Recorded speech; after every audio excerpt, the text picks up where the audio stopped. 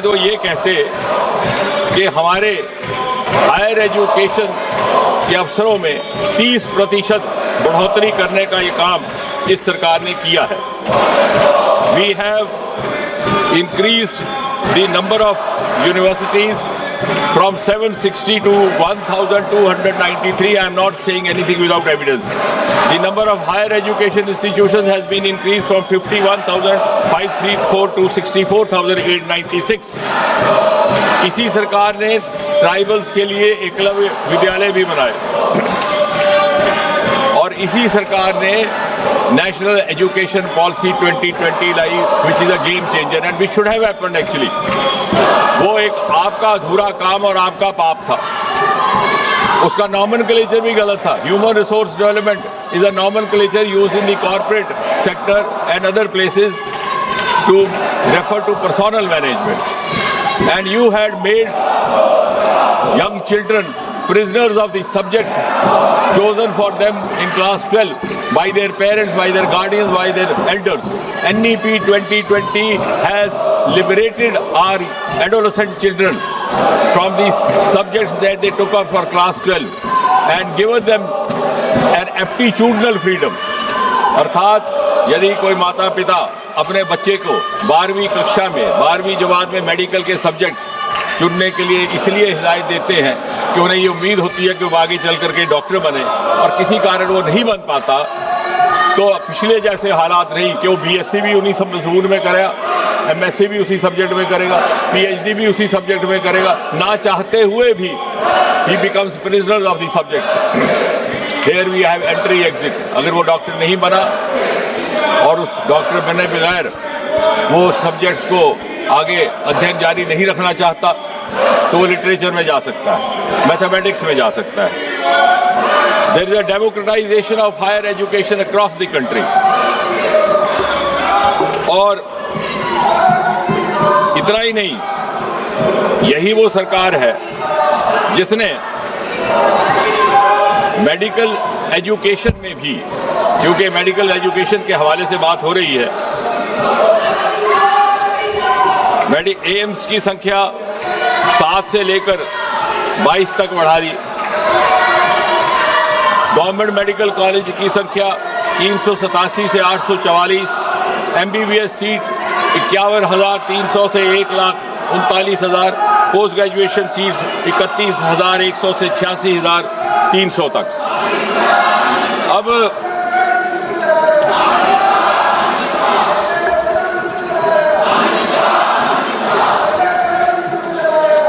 मुझे तो चाहते तो हम ये थे कि इस बिल पर गंभीर चर्चा होती, क्योंकि जिस तरह से प्रधानमंत्री जी ने बड़ी संवेदनशीलता के साथ कार्रवाई की है, अभी हाल ही में जो पेपर लीकेज हुआ उसकी जानकारी 7 और 8 जुलाई की रात को आई।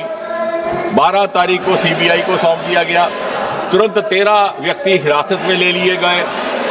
साथ ही साथ लगभग 92 लोकेशंस पर रेड किया गया और 12 तारीख को ही सीबीआई दिया।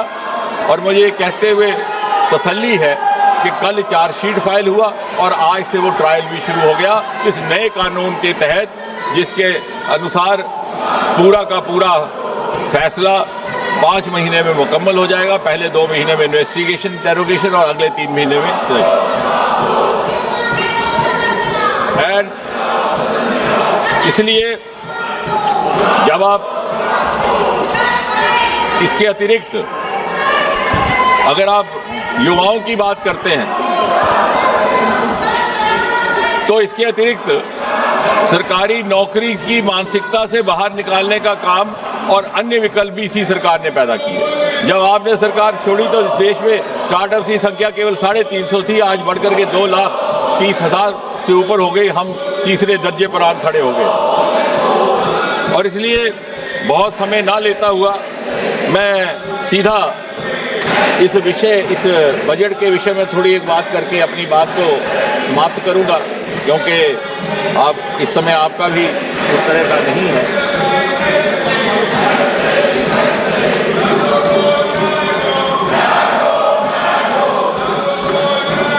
इस बिल की ये खासियत है कि the public examination prevention of unfair means amendment bill 2026, इसकी कुछ एक धाराएं मैंने कल भी व्याख्या की थी। कुछ और तफसील में अगर आज जाने का मौका है तो मैं कुछ ही क्षण लेकर के इस बात को कंक्लूड करता हूं। Public examination prevention of unfair means bill 2024 was enacted in January 24, लेकिन हाल ही के घटनाक्रम के बाद ये इस सरकार की संवेदनशीलता है and openness to accept the inputs and to learn from the experience and also to learn from the advice of the experts के लगा कि इसको और स्ट्रिंजेंट बनाया जाए। इस एक्ट के तहत जो अनअमेंडेड था उसमें भी the offence is cognizable, non bailable, non compoundable with stringent punishment. लेकिन जब महसूस हुआ कि इसे और ज़्यादा सख्त बनाने की आवश्यकता है तो इसकी कुछ एक धाराओं में संशोधन करने का काम किया गया है। Section 1 of subsection 1 of section 10, person और person involve in malpractice, सरकार की अवधि थी 3 से 5 साल and fine up to 10 lakh, उसको बढ़ा करके 5 से 10 साल किया गया और जुर्माना 50 लाख तक।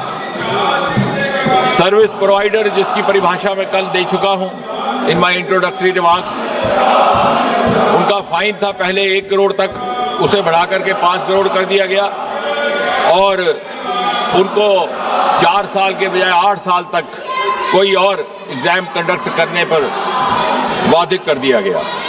डायरेक्टर और मैनेजमेंट की सज़ा 3 साल से लेकर 10 साल से बढ़ा करके 5 साल से 10 साल तक कर दी गई। फाइन 1 करोड़ से बढ़ा करके 5 करोड़ तक कर दिया गया। और इसी तरह जो ऑर्गेनाइज क्राइम है, बार बार कुछ एक सदस्यों ने उसका उल्लेख किया है, मैं उस पर भी वाजे कर दूं कि उसके लिए इम्प्रिजनमेंट 5 साल से 10 साल से बढ़ा करके 7 से 10 साल कर दी गई। Fine which was not less than 1 crore has been increase up to 10 crore. और इसलिए बहुत सारी यहाँ बातें की गई। मैं ये भी कहना चाहूँगा कि कोई भी बच्चा अगर सुसाइड करता है तो जितना आपको उसका खेद है उससे ज़्यादा हमें है, लेकिन हमें आंकड़ों में ना उलझाइए। हालांकि किसी मृतक बच्चे के आंकड़े का व्याख्या करना कोई शोभा नहीं देता, लेकिन the rate of suicide related to paper leakage also has reduced over the last few years. यही कुछ एक बात कह करके मैं अपनी बात समाप्त करता हूँ। प्रश्न ये कि श्री N.K. प्रेमचंदन द्वारा प्रस्तुत संशोधन 1 को स्वीकृत किया जाए।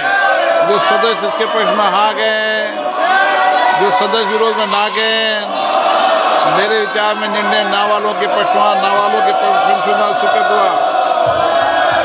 प्रश्न ये कि विधेयक पर विचार किया जाए। जो सदस्य के पक्ष में हाँ गए, जो सदस्य विरोध में ना गए, मेरे विचार में निर्णय हाँ वालों के पक्ष में, हाँ वालों के पक्ष में विधेयक पर विचार करने हेतु प्रस्ताव स्वीकृत किया गया।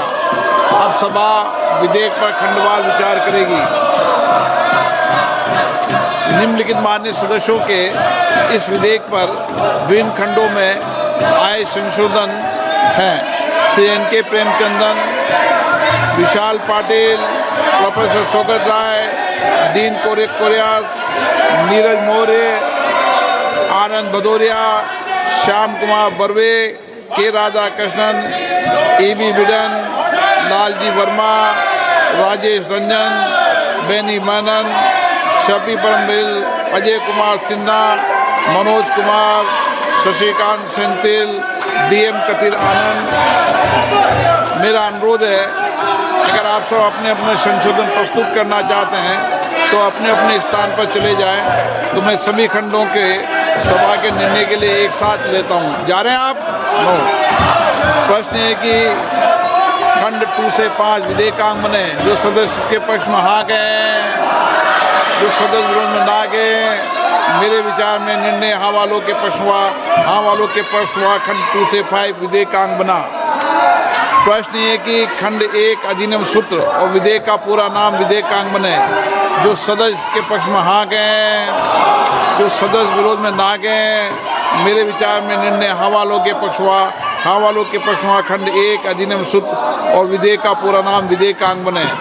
मंत्री जी अब प्रस्ताव करें कि विधेयक को पारित किया जाए। मैं प्रस्ताव करता हूं कि विधेयक को पारित किया जाए। प्रश्न ये कि विधेयक को पारित किया जाए। जो सदस्य इसके पक्ष में हाँ गए, जो सदस्य विरोध में ना गए, मेरे विचार में निर्णय हवालों के पक्ष में प्रस्ताव स्वीकृत हुआ और विधेयक पारित हुआ।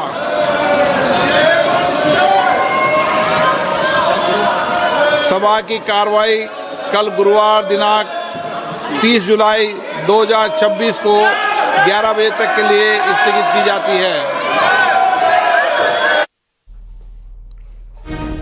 तो पेपर लीक बिल लोकसभा में पास हो चुका है। इस वक्त की सबसे बड़ी खबर आपको बता रहे हैं, विपक्ष के हंगामे के बीच ये बिल पास हुआ। जितेंद्र सिंह को भी आप सुन रहे थे। पेपर लीक बिल लोकसभा में पास हो गया। इस वक्त की ये सबसे बड़ी खबर आपको बता रहे हैं। लोकसभा में एंटी पेपर लीक बिल जो है वो पास हो चुका है और अभी चुनौती है